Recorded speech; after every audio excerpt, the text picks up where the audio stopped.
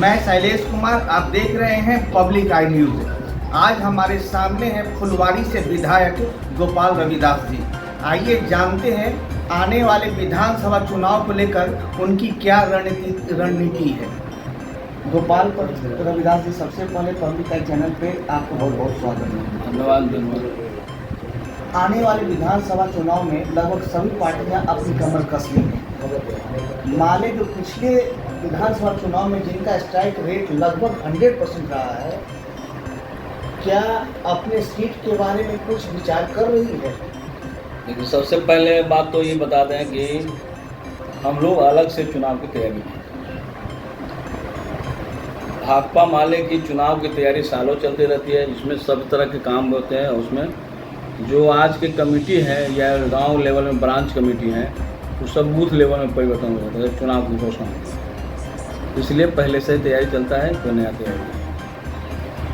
जहाँ तक चुनाव में सीट की बात है, निश्चित रूप से पिछला चुनाव में हमारा जो स्ट्राइक रेट रहा है वो लगभग 100% रहा है। तो इसकी उपलब्धि के रूप में देखिए, और कहीं कि ऑल इंडिया में इसकी चर्चा भी चली है। और सबसे बड़ी कम्युनिस्ट पार्टी हम हो गए हैं। पहले कम्युनिस्ट पार्टी CPI CPM हुआ करते थे, लेकिन आज की डेट में माले गरीबों की सबसे सख्त और सबसे मजबूत पार्टी के रूप में माले हैं।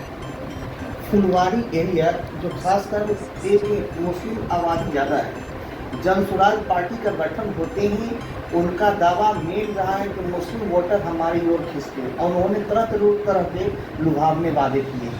आपकी जब आने वाले इलेक्शन में जब चुनाव होने वाला है तो त्रिकोणीय मुकाबला होगा। एक तरफ NDA, दूसरी तरफ इंडिया गठबंधन और तीसरी तरफ जनसुराज। आपकी रणनीति क्या होगी? देखिए, हम तो मानते हैं कि जनसुराज कोई पार्टी उटी है नहीं। अगर कोई ज़मीन पर अगर काम करती है तो BJP को मजबूत करेगी। उनका सोशल सामाजिक आधार तो है नहीं। सोशल सामाजिक आधार वह महागठबंधन का है, राष्ट्रीय जनता दल का है, माले का है ना। तो यहाँ पर 5 दलों का महागठबंधन है, सबसे मजबूत है। और आगे आने वाले दिनों में बिहार विधानसभा में माले गठबंधन का ही सरकार बनेगा, और जिसके मुखिया तेजस्वी बनेगा। जैसा कि देखा गया, मुस्लिम समाज में कहीं ना कहीं ये कुंठा जरूर रही है कि मुस्लिम समाज को सभी पार्टियों में छला है, चाहे वो RJD हो, चाहे वो JD हो, चाहे दूसरी पार्टियाँ हो। इसके बारे में आप क्या? हम लोग तो हमेशा गरीब, दलित, अल्पसंख्यक के जो बुनियादी जो मुद्दे हैं, बुनियादी जो सवाल उसको लड़ते हैं। और हम लोग नया गढ़ते नहीं हैं, बल्कि 5 वर्ष के लिए पार्टी कांग्रेस होती है। पार्टी कांग्रेस में एजेंडा तय हो जाता है। आप लोग उठा कर देख सकते हैं कि मुस्लिम प्रश्न पर, एथनिक के प्रश्न पर, ईसाई के प्रश्न पर, दलित के प्रश्न पर कहीं हमले होते हैं तो उसमें नो कमेंट, आँख मूंद के लड़ते हैं। चाहे मुस्लिमों के मोबिलिटी के सवाल हो या इनके हमले के सवाल पर हो, भाकपा माले हमेशा एकताबद्ध होकर पीछे चलने की बात नहीं, बल्कि उनके साथ कंधे से कंधे मिला के चलने कहते हैं। बल्कि दोस्त ही नहीं, बल्कि अपनी अगली कतार में रखते हैं और लड़ते हैं। इसीलिए हमारे जो महबूब आलम के देखिएगा, विधायक दल के नेता हैं, कोई मुस्लिम को नहीं मानता है, पता है कि माले के। तेजस्वी यादव का कहना था कि हमारी पहल पर जातीय गणना करवाया गया, अब उनका इतना संख्या उसके अनुसार भागीदारी। क्या मुस्लिम समाज को आपकी जो इंडिया गठबंधन है वो उतना सीट देगी? देखिए, निश्चित रूप से हम लोगों के पहल पर जातीय जनगणना शुरू हुई है, और यह जातीय जनगणना ऑल इंडिया में होना चाहिए। जो भारतीय जनता पार्टी हमेशा से विरोधी रही है। बिहार में उनके विरोध के बावजूद हम लोगों ने गिनती कराया, और गिनती कराने के बाद जो जातियां कहती थी कि सबसे बड़ी जाति के रूप में भारी मतों से, भारी मत है हमारे साथ, सामने आ गया कि 3.5% बिहार में सबसे ज़्यादा हिस्सा रखते हैं। ज़मीन जायदाद से लेकर नौकरी पेशा, लाठी गोली बंदी वही लोग रखते हैं। तो हम लोगों ने जातीय जनगणना के बाद जो आया है कि भाई जिनकी जितनी हिस्सेदारी हो, मैंने संख्या जितनी हो उतना हिस्सेदारी मिलना चाहिए। हम लोगों ने हिस्सेदारी की मांग की है, जिससे लोग, भारतीय जनता पार्टी वाले या सवर्ण समुदाय के लोग आतंकित है कहीं छीन न दें। हम लोगों ने लगले आर्थिक जनगणना करवाया। आर्थिक जनगणना में चौंकाने वाली बात सामने आ गई, जो नीतीश जी कह रहे थे कि बिहार चमक रहा है, बिहार आगे बढ़ रहा है। तो उसमें दिखाया कि 94 लाख 33,412 परिवार अभी भी जो 6,000 रुपये के नीचे की आमदनी पर जिंदा हैं, और जिसके लेकर हम लोगों ने दबाव बढ़ाया तो सरकार ने प्रत्येक परिवारों को 2-2 लाख रुपये की घोषणा किया। लेकिन ज़मीन पर भारी अंतर है। ज़मीन पर अंचलाधिकारी को 59,000 रुपये का आय प्रमाण पत्र नहीं दे रहे। इसका मतलब है गरीबी रेखा में नहीं आएंगे, उनको पैसा नहीं मिलेगा। तो हम लोगों ने कहा कि भाई नीतीश जी, इस बार आपको जुमला नहीं होने देंगे। जो नरेंद्र मोदी जी ने कहा कि 15 लाख सभी लोगों को नौकरी देंगे, 15-15 लाख रुपया घर में देंगे, सब नौजवानों को 2 करोड़ नौकरी देंगे, लेकिन इस बार उनको जुमला हुआ। लेकिन बिहार में आपको जुमला नहीं होने देंगे। हम यहाँ ज़मीन लेंगे, गरीबों को देना पड़ेगा, सबको पक्का मकान देना पड़ेगा। और जिसके लेकर के हम लोग 4 महीना का अभियान संचालित कर रहे हैं, और अक्टूबर हमारा लास्ट हो रहा है। और इसमें बदलो बिहार बदलो न्याय यात्रा हमने शुरू किया है, और इसके केंद्र में गरीब, दलित, अल्पसंख्यक हैं। गरीबों के साथ न्याय मिलना चाहिए, शोध धोखा नहीं।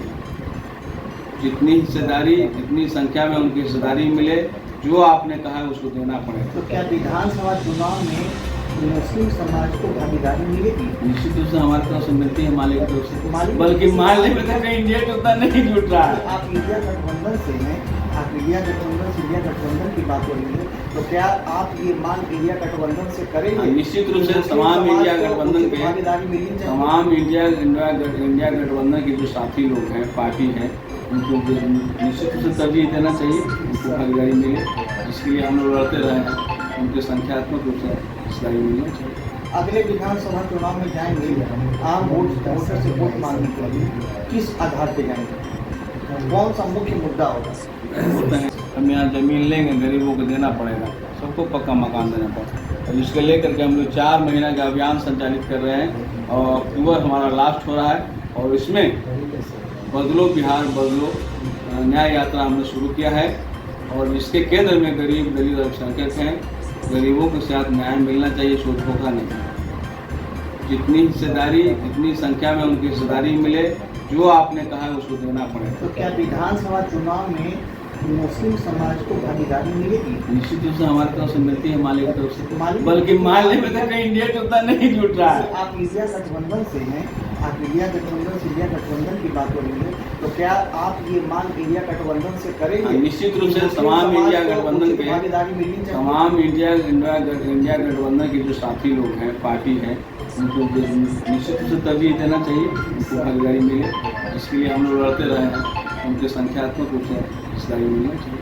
अगले विधानसभा चुनाव में जाएंगे, आम वोटर से वोट मांगने के लिए किस आधार पे जाएंगे?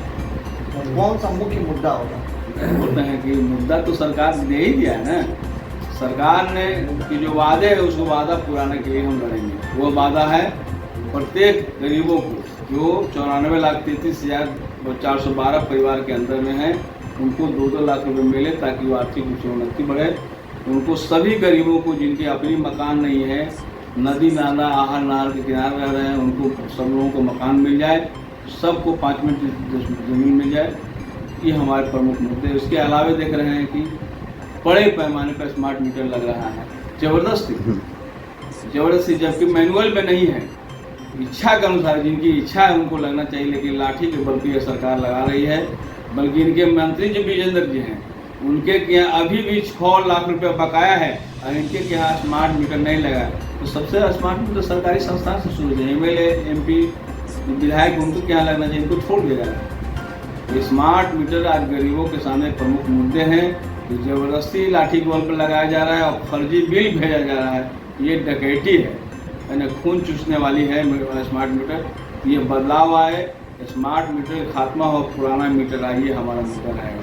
हमारी मुद्दा है कि सभी लोगों को, जो गरीब समुदाय के लोग हैं, किसान पेशा से जुड़े हुए हैं, उनको 200 यूनिट बिजली फ्री मिलनी चाहिए। दिल्ली और पंजाब में जब मिलता है तो यहाँ क्यों नहीं? पश्चिम चंपारण में इंडिया गठबंधन के एक विधायक रह चुके एक नेता हैं, जो बार प्रोटेस्ट कर रहे थे, आम लोगों के साथ प्रोटेस्ट कर रहे थे स्मार्ट मीटर को लेकर। पुलिस उन पर कार्रवाई करके FIR दर्ज करवा दी। आप इंडिया गठबंधन के लोग उस मुद्दे पे क्या कहना चाहेंगे? अभी तो देख रहे हैं कि हाल में इंडिया गठबंधन के जो MP हैं, लोकसभा में गर्जा ये स्मार्ट मीटर वापस किया जाए और पुरानी मीटर लाया जाए। ये खून चूसने वाला मीटर है। बिहार में ये घटना घटा है। बिहार में आपके गठबंधन का एक आदमी पे FIR होता है, कांग्रेस के लीडर पे। आप लोग यहाँ हम लोग लड़ रहे हैं, हम तो कह रहे हैं कि यह यात्रा का एजेंडा ये भी है स्मार्ट मीटर वापस। तो पंकज भट्टाचार्य इस सवाल पर भी मार्च करेंगे कि बिहार में जो स्मार्ट मीटर लग रहा है खून चूसने वाला है गरीबों का, मेहनतकश लोगों का, इसका भी वापसी हो। और साथ साथ शराबबंदी भी है। शराब वाला जो बिहार में आपने घोषणा कर दिया, लेकिन प्रतिदिन नया नया खेप लेकर शराब वाला ट्रक आ रहे हैं, कहीं न कहीं पकड़ा रहे हैं। ये कौन लोग हैं? और उसके बदले में गरीबों को जेल हो रही है, इसको समीक्षा होगी। तो आप क्या चाहते हैं, शराबबंदी खत्म हो? नहीं, शराबबंदी के हम पक्ष में हैं, लेकिन शराबबंदी की समीक्षा होना चाहिए कि मेरा कानून सही रूप में लागू हो रहा है कि नहीं हो रहा है। नए रूप में समीक्षा होगी, इसमें आओ क्या करना हो। प्रशांत किशोर तो कुछ अलग बात बोलते हैं कि शराबबंदी को खत्म कर और उसी से जो पैसा टैक्स में आता है उससे शिक्षा देंगे। तो ठीक है, बीजेपी के लाइन पर ही है। बीजेपी तो चाहता ही है, क्योंकि जितने शराब के ठेकेदार वाले लोग हैं सब बीजेपी वाले लोग हैं, उनके कारोबार बंद हो रही है ना। हम लोग तो शुरू से शराबबंदी का वकालत करते रहे, शराब बंद होना चाहिए। और लेकिन इतना दिन के अंदर में एक समीक्षा जरूर होना चाहिए कि कहाँ खोया, क्या पाया, शराबबंदी से ज़्यादा गड़बड़ी किनको हुआ है, कौन लोग पकड़े गए। ताकि 2 लाख लोग जेल में हैं, मुसहर लोग हैं, चमार है, चौधरी है, सुशांत लोग, ये माफिया नहीं ना। ये तो पेट की आग बुझाने की बातें हैं। अगर उनको रोजगार मिल जाएगा क्यों ऐसा गंदा काम करें। छपरा में देखा ना, छपरा के लिए हम लड़े जो 20 से शराब की नशीली से मर गए, लेकिन नीतीश जी कहे थे कि नहीं देंगे, कुछ मरता है तो मरे। लेकिन हम लोग कहा भाई जो परिवार जो है, जो आदमी मर गया शराब पी करके, लेकिन उनके छोटे बच्चे क्या करें, छोटे बच्चों को उठाया जाए, अनुदान दिया जाए, तब अंत में सरकार की उन्हें समीक्षा में आया ना कि भाई देना चाहिए, तो दे रहे हैं। तो इसलिए हम समीक्षा की मांग करें कि शराबबंदी का इतना दिन लागू हो गया, एक समीक्षा है ना। उससे बाढ़ की भी समीक्षा होना चाहिए कि लगातार बाढ़ में अभिशाप बन के क्यों आ रहा है पानी। नेपाल से लगातार पानी आ रहा है और हम हताहत है, पानी कहीं दूसरे जगह से आ रहा है, हम हताहत होते हैं। इसकी समीक्षा होना चाहिए ना, कितना दिनों में क्या हो रहा है। कोई लंबे तरह के मंत्री MLA विधायक रहेगा, समीक्षा होना चाहिए कि नहीं, कितना वर्ष में क्या किया।